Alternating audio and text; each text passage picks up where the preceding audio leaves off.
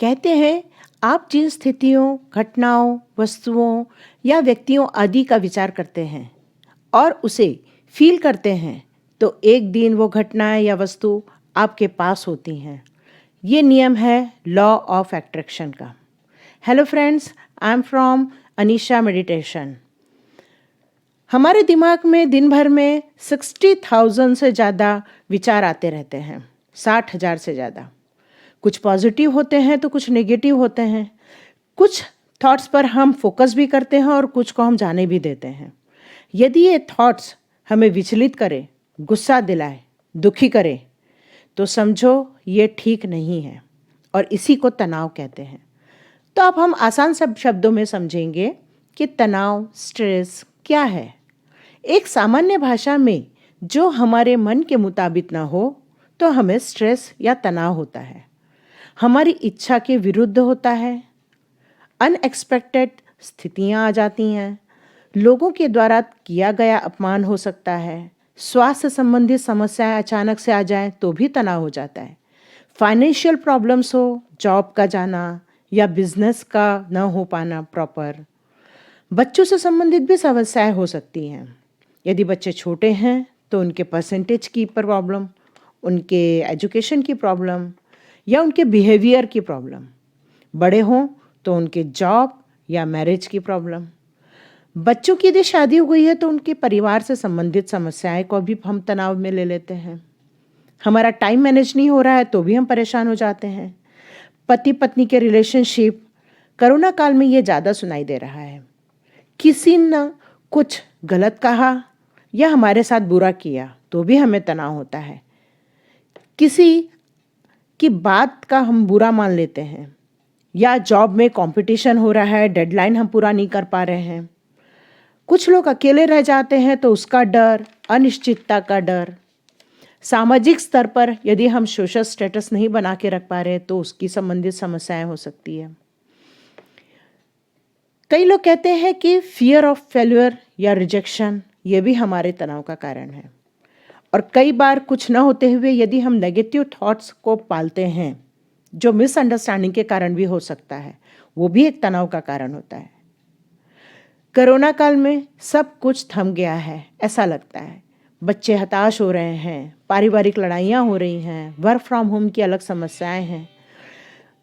पर मैं कहती हूँ, कई बार तनाव स्वाभाविक होते हैं तो कई बार मानव निर्मित भी होते हैं।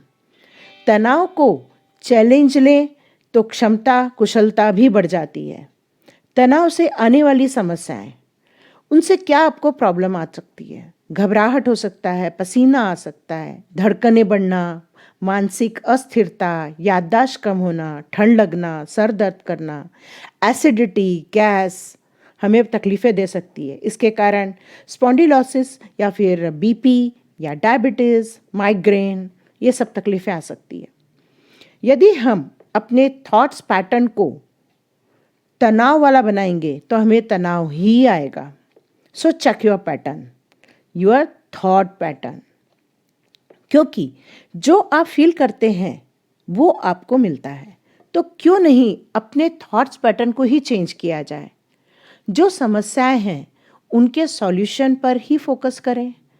मराठी में कहते हैं, तू चाहे तुझा जीवनाचा शिल्पकार। जैसे ही आप अपनी तकदीर खुद ही लिख सकते हैं। तो क्यों ना, यदि हमारे हाथ में इतनी बड़ी पावर है तो क्यों ना हम अपनी समस्याएं पहले सुलझाएं, फोकस हमारे सॉल्यूशन पर रखें।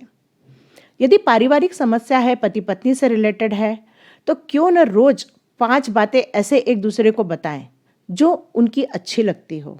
जैसे तुम खाना अच्छा बनाती हो, मेरा ध्यान बहुत रखती हो, बच्चों पर भी बहुत अच्छा ध्यान देती हो, मेरे माता पिता का ध्यान रखती हो। पत्नी भी कह सकती है कि आप घर को बहुत अच्छे से संभाल रहे हैं, हम सबकी ज़रूरतें पूरी करते हैं, बच्चों की पढ़ाई से, हमारे कपड़ों से रिलेटेड या हमारे सोशल एक्टिविटी से रिलेटेड। आप अपने बच्चों से बात करें, उनके साथ खेलें, घर पर मोटिवेशनल मूवीज़ भी देख सकते हैं।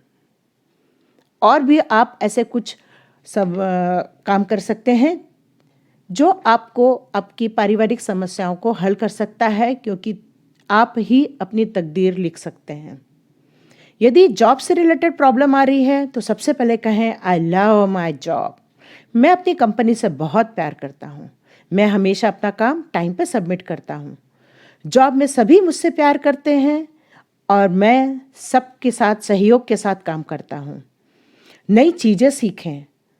यदि आपको जॉब नहीं है तो जहाँ आप जॉब चाहते हैं उसका विजुअलाइजेशन कीजिए और एक एक्शन प्लान बनाइए।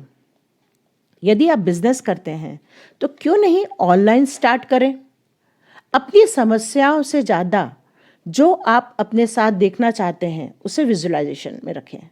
विजुअलाइजेशन तो कर रहे हैं पर उस पॉजिटिव थॉट को फील करना उतना ही ज़रूरी है।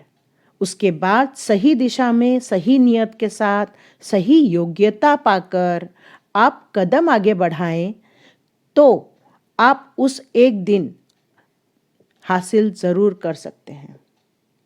ये विश्वास होना कि सब ठीक हो जाएगा तनाव भगाने का पहला थॉट पैटर्न होना चाहिए। सेटिस्फेक्शन पीस ऑफ माइंड देता है। तो सबसे पहले सेटिस्फेक्शन की लिस्ट बनाएं। लोगों को क्षमा करने की एक लिस्ट बनाएं कि हाँ, मैं इन लोगों को जिन्होंने मुझे तकलीफ दी है उन्हें मैं क्षमा करता हूँ। आप थैंक यू ग्रैटिट्यूड का एक पैटर्न बनाएं। जिन्होंने आपके लिए एक पानी का ग्लास भी लाया हो आप उसके लिए भी एक ग्रैटिट्यूड की लिस्ट बनाएं। आपको किसने क्या दिया आप उसकी लिस्ट बनाएं और सबको थैंक यू का मैसेज करें। कोरोना काल ने हमें बता दिया है कि जॉब होने के साथ साथ परिवार, रोटी, कपड़ा, मकान, पैसा, स्वास्थ्य ही हमारी महत्वपूर्ण पूंजी है।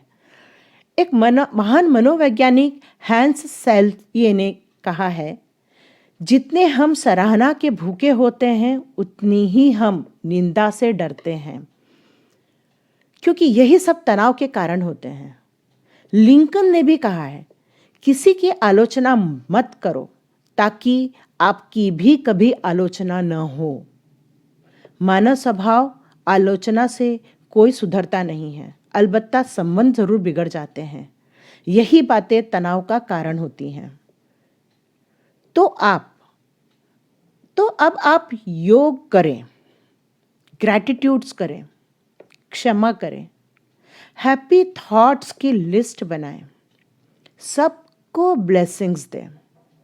आप प्राणायाम करें, ध्यान मेडिटेशन करें और हर वक्त कहें सब अच्छा हो जाएगा। पूरी यूनिवर्स आपकी हेल्प करने आ रही है और आपका सब अच्छा हो जाएगा। जब हम इस तरह से रिपीटेशन करते हैं तो वो हमारा पैटर्न बन जाता है और यही चेंज पैटर्न, पॉजिटिव पैटर्न ही हमें सब कुछ देता है। यही कहता है लॉ ऑफ अट्रैक्शन। तो क्यों न हम लॉ ऑफ अट्रैक्शन को अपने तनाव भगाने के लिए यूज़ करें।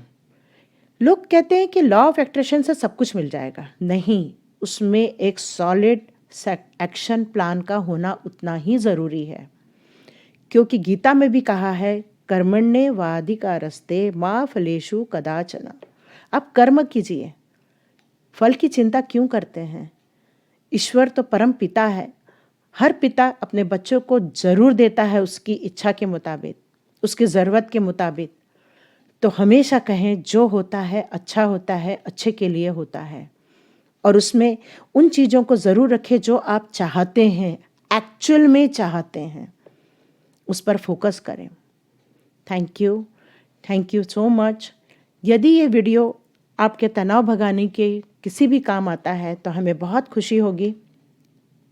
आप इसे सिर्फ सुने नहीं, इसे फॉलो भी करें, क्योंकि कई बार ये चीज़ हम जब करते हैं तो हमें भी फ़ायदा होता है। इसके पहले मैंने एक योग निद्रा का मेडिटेशन का वीडियो डाला हुआ था।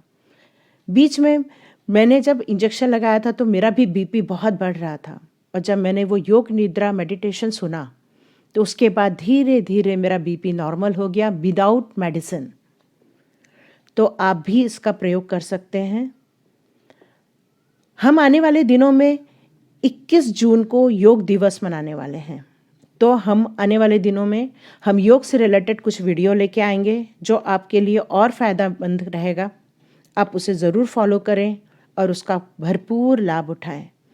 और हमेशा सोचें आपको तनाव नहीं है। ये बोलने की जगह बोलें I am happy, I am peaceful, I am fresh, I am enjoying.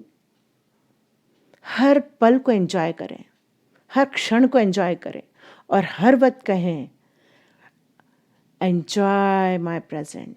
मैं हमेशा अपने प्रेजेंट को ही एंजॉय कर रहा हूँ। तो अपने प्रेजेंट में रहें, प्रेजेंट में जिए।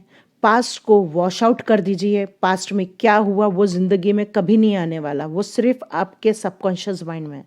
उसको आप मिटा दीजिए और सिर्फ आगे देखिए। और इसी तरह हमारा वीडियो देखिए, सब्सक्राइब कीजिए, लाइक कीजिए। Thank you.